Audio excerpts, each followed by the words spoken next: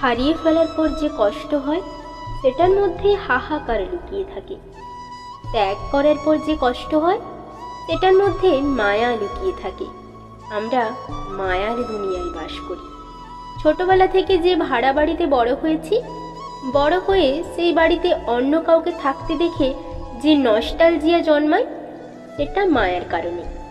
ঠিক যেমনটা মা বাবার অল্প বয়সের ছবি দেখে মনটা খারাপ হয়ে ওঠে, অথবা আমরা নিজেদের প্রিয় মানুষদের বুড়ো হতে দেখলে মনের ভেতর যে শূন্যতার জন্ম হয়, মায়ের চোখে তার অসুস্থ সন্তানের প্রতি যে মায়া থাকে, যে মায়া চোখের জল হয়ে গাল ভিজিয়ে দেয়, অথবা সেই 3 দিনের অসুস্থ বেড়ালটাকে অনেক চেষ্টা করেও না বাঁচাতে পারার মধ্যে যে ব্যর্থতা থাকে, সেই মায়ার থেকে শক্তিশালী আমরা হতে পারি না, চেষ্টাও করি না।